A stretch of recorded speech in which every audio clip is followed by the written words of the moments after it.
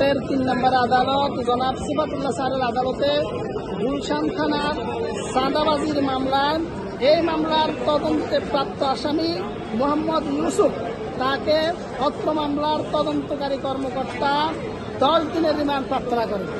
বিজ্ঞ আদালত উভয় পক্ষের শুনানি শ্রবণান্তে সন্তুষ্ট হয়ে এই আসামিকে 2 দিনের রিমান্ড প্রার্থনা মঞ্জুর করেন। বিজ্ঞ আদালতে আমরা রাষ্ট্রপক্ষে এই মামলায় রিমান্ডের সপক্ষে যুক্তি উপস্থাপন করে বলেছি যে এই মামলার যিনি এজাহার নামী 1 নম্বর আসামি তিনি আজিজ খান ওরফে হানিফ হাওলাদার। তিনি হানিফ হাওলাদারই প্রকৃত ব্যক্তি।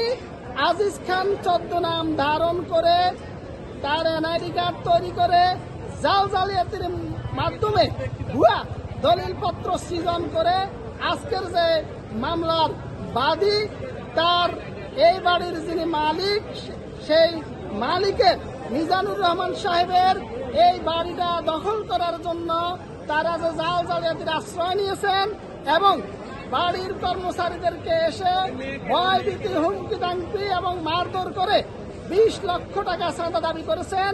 সেই বিষয়ে বিজ্ঞ আদালতের দৃষ্টিতে আনলে বিজ্ঞ আদালত রাষ্ট্রপক্ষের বক্তব্য শ্রবণান্তে সন্তুষ্ট হয়ে এই মামলার মূল হোতাদের অন্যতম আজকের যে আসামি মোহাম্মদ ইউসুফকে তিনি 2 দিনের রিমান্ড প্রার্থনা মঞ্জুর করেন।